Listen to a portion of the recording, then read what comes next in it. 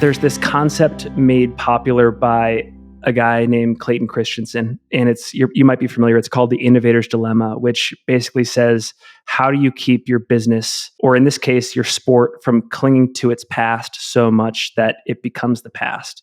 And with that knowledge to work against, how do you keep revolutionizing your thinking, your processes, et cetera, so that it's relevant in the current moment? And I've really personally taken that concept to heart with my own podcast.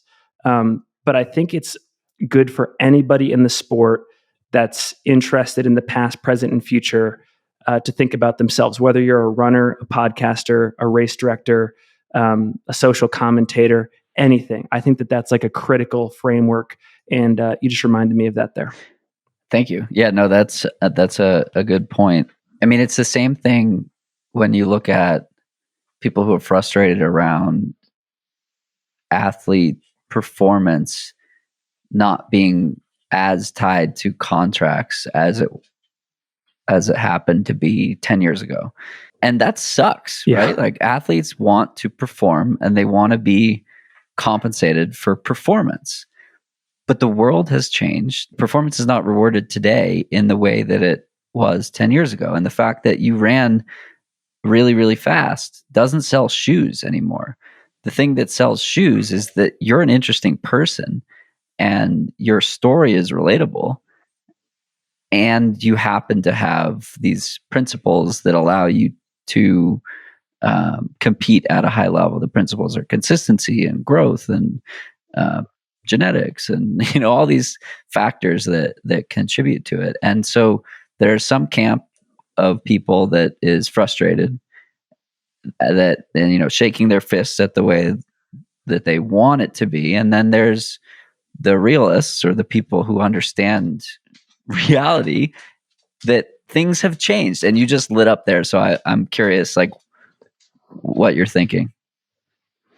Well, I'm so glad you brought this up. And I think that this either comes naturally to people in the podcasting space like you and I, or just by default as a means of survival. It dawns on you. It's great that we are moving from performance to, let's call it, storytelling, in terms of the role that athletes have to play in our sport, in terms of getting contracts and marketing and stuff like that.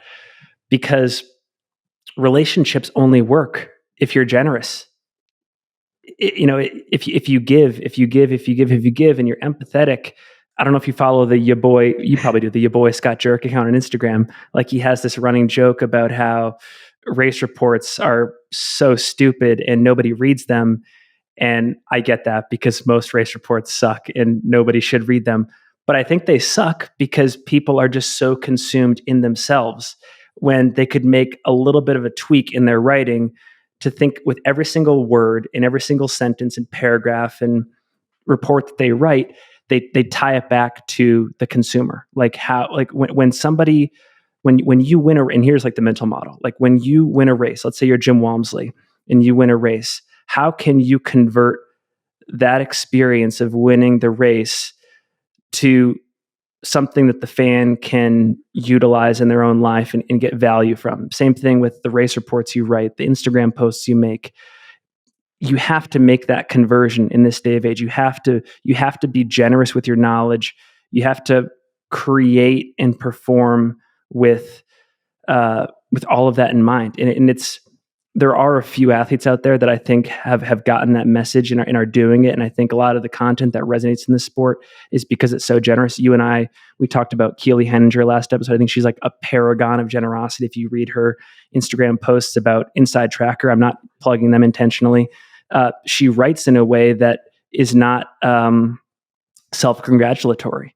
It's all about, like, here are my experiences written in a way that ties it back to the experience of the person reading this content and how they can benefit. And I think that by default, from today onward, if not this already starting many years ago, athletes have to think with that frame of mind whenever they're running, performing, or creating. And if they do, they're going to be incredibly successful, and there's going to be contracts coming their way, and riches, to the extent that we can say riches in the world of running. Like, things are going to work out for them. But it's not if they're just performing, but then doing it all behind closed doors. The Galen Rupp versus Eliud Kipchoge conversation. Galen Rupp I think that like he's an exception to it, but he's like a dinosaur. Like I think that like the Galen Rupps I don't think that the next generation of runners is going to have a Galen Rupp. That's probably my bold prediction.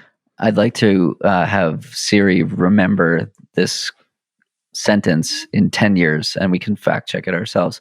Yeah, but so look at Kipchoge. He is objectively the fastest man in the world, fastest person in the world. To him, speed is an expression of his gift, which is show people that there's more possible. What is more? More is more. They're like,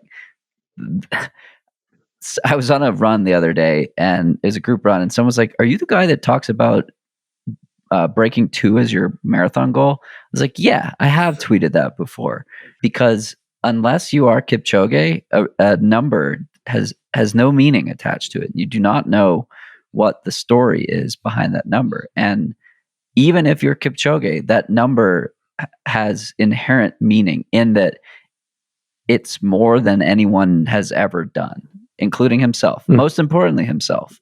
So the idea is that like without knowing the story behind that number, it's completely worthless. So I may as well tell people that, my marathon goal is breaking 2, because, I have friends that have run 2:35 the hard way and 2:35.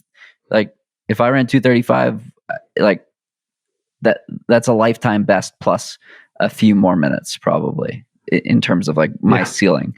And that same number, 3 hours or 5 hours or 7 hours or whatever the number is, like means totally different things to different people, and remove the story behind it or add the story behind it and you have something interesting. And so for him, the story is the unlocking of the human potential, and no human is limited is his thing. And so the athletes who follow that model of value add storytelling, we spoke pretty explicitly to pro athletes in the prior conversation that we recorded, and it's like the same thing in this one. Whether you're a pro athlete, you're a content creator, you're a podcaster, whatever, like adding value is the way.